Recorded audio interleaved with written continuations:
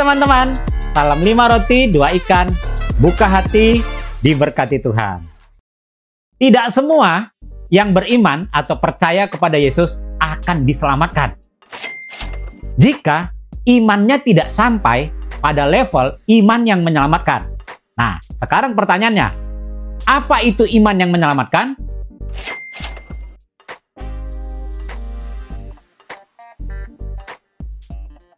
Istilah iman yang menyelamatkan ini bukan berarti iman kita yang menyelamatkan kita.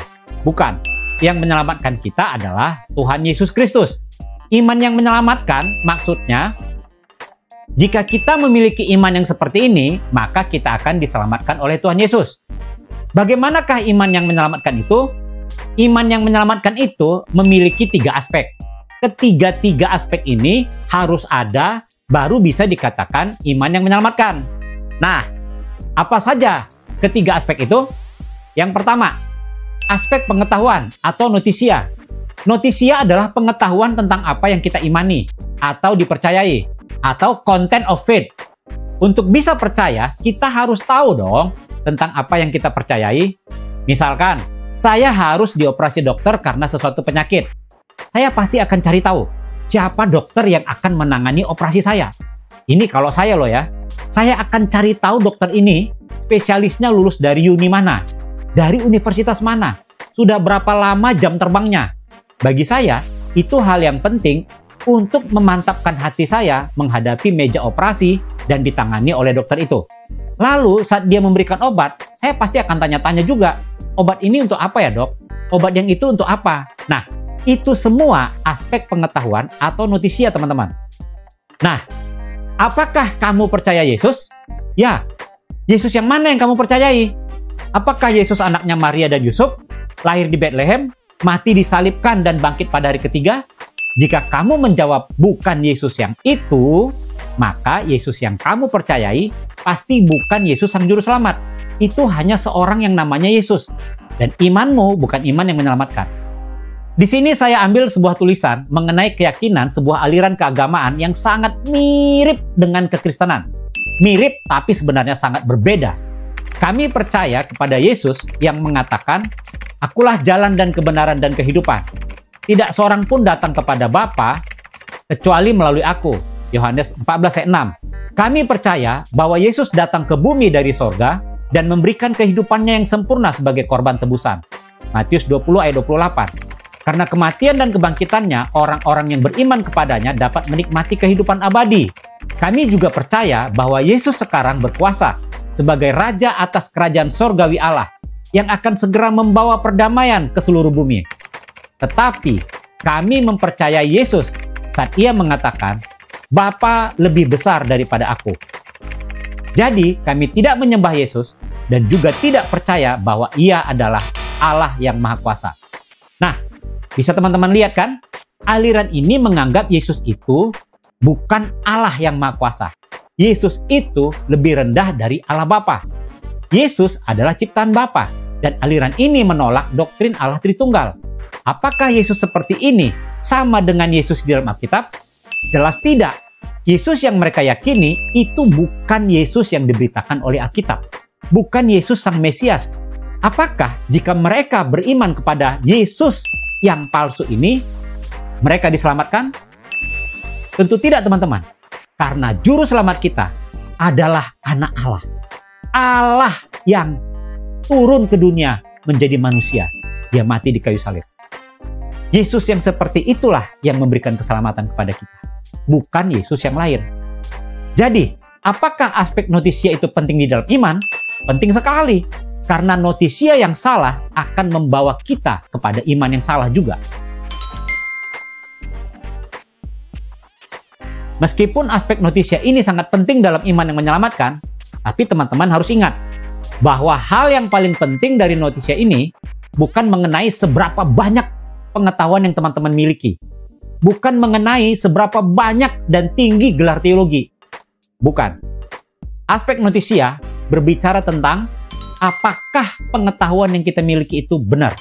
Jadi bukan kuantitas, tapi kualitas. Itulah mengapa seorang anak kecil sekalipun yang hanya memiliki pengetahuan yang sangat sedikit tentang Yesus bisa diselamatkan. Anda tidak harus menjadi sarjana teologi untuk memiliki pengetahuan yang benar tentang Yesus. Tapi, Anda harus memiliki iman yang benar pada Yesus. Iman yang sesuai dengan pengajaran Alkitab.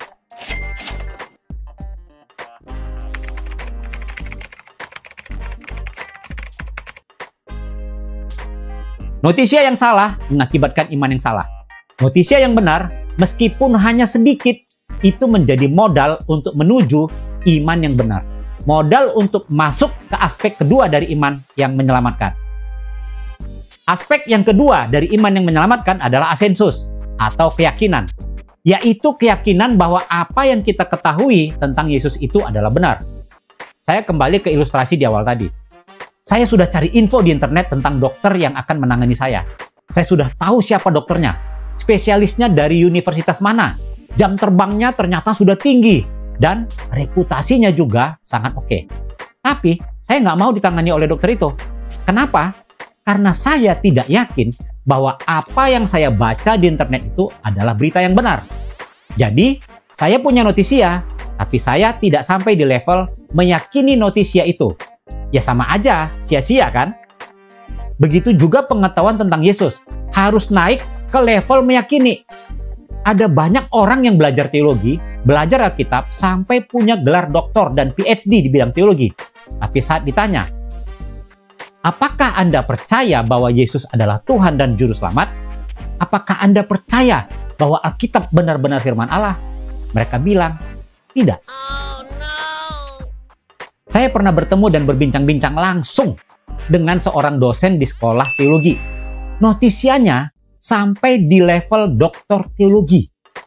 Tapi beliau tidak percaya bahwa Alkitab benar-benar firman Allah. Begitulah realitanya, teman-teman. Sekarang, coba teman-teman lihat deh, debat-debat antar agama. Mereka yang mendebat iman Kristen, mereka mempelajari Alkitab loh. Mereka punya notisia tentang Yesus, bahkan mungkin saking seriusnya ingin debat, mereka punya notisia tentang Yesus yang lebih banyak dibandingkan anak-anak Tuhan. Benar nggak? Mereka jago bicara tentang Yesus. Tapi, apakah mereka percaya apa yang mereka tahu? Tidak. Mereka justru yakin notisia yang mereka baca dari Alkitab itu salah. Nah, teman-teman harus tahu bahwa Yesus adalah anak Allah, Juru Selamat satu-satunya. Dia mati dan bangkit pada hari ketiga dan naik ke sorga. Pada suatu hari nanti, dia akan datang kembali untuk kedua kali. Teman-teman sudah tahu. Tapi, apakah teman-teman benar-benar yakin itu semua benar? Mahasiswa-mahasiswa yang belajar perbandingan agama, belajar tentang Yesus. Mereka membaca Alkitab untuk menyelidiki Yesus. Mereka punya banyak notisia tentang Yesus. Tapi mereka tidak pernah sampai pada level asensus. Mereka tidak meyakini apa yang mereka pelajari. Engkau percaya bahwa hanya ada satu Allah saja, itu baik. Tetapi setan-setan pun percaya akan hal itu dan gemetar. Ketika ia melihat Yesus, ia berteriak lalu sujud di hadapannya dan berkata dengan suara keras, "Apa urusanmu dengan aku? Hai Yesus, anak Allah yang maha tinggi, aku memohon kepadamu supaya engkau jangan menyiksa aku." Teman-teman, setan juga percaya Yesus anak Allah. Dia tahu dan dia benar-benar yakin bahwa Yesus adalah anak Allah. Tapi setan tidak akan diselamatkan. Jadi teman-teman, notisia dan asensus tidak cukup. Teman-teman tahu bahwa Yesus adalah anak Allah dan Juru Selamat. Itu bagus. Tapi tidak cukup. Keyakinan bahwa Yesus benar-benar anak Allah, benar-benar Juru Selamat, bagus banget. Tapi masih tidak cukup. Teman-teman harus sampai pada level fidusia. Sekarang aspek ketiga, fidusia. Fidusia adalah mempercayakan keberserahan pribadi. Saya percaya pada dokter itu, maka saya menyerahkan diri untuk dioperasi oleh dia. Pernah nggak teman-teman menjumpai orang yang tidak mau dioperasi karena tidak percaya sama dokternya? Ya, saya tahu dia dokter spesialis. Saya tahu dia punya jam terbang yang sudah tinggi. Saya benar-benar yakin dia dokter yang bagus. Tapi saya tetap tidak mau dioperasi sama dia. Artinya apa? Dia tidak percaya sampai level fidusia. Tapi ada orang yang hanya tahu nama dokternya, pasrah saja untuk dioperasi. Itu artinya notisianya sedikit sekali, teman-teman. Tapi dia sampai pada level asensus dan fidusia. Teman-teman, semua orang bisa punya pengetahuan tentang Yesus. Tapi tidak semua bisa sampai level asensus dan fidusia. Mengapa? Dengar teman-teman ya, inilah faktor kuncinya teman-teman. Roh Kudus. Roh Kudus yang memampukan orang berdosa seperti kita bisa meyakini apa yang Alkitab katakan. Dan akhirnya kita mau menyerahkan hidup pada Yesus. Itu bukan pekerjaan manusia teman-teman. Itu sepenuhnya pekerjaan Allah Roh Kudus. Terpujilah Allah kita, Allah Roh Kudus. Seorang pasien di meja operasi akan berkata, "Dokter, saya percayakan nyawa saya ke dalam tangan dokter. Saya percaya sama dokter." Lalu setelah itu dia dibius dan tidak tahu apa-apa. Itulah sesungguhnya fidusia teman-teman. Kita serahkan hidup kita ke dalam tangan Allah. Kita serahkan hidup kita ke dalam tangan Tuhan Yesus. Dan aku memberikan hidup yang kekal kepada mereka. Dan mereka pasti tidak akan binasa sampai selama-lamanya. Dan seorang pun tidak akan merebut mereka dari tanganku.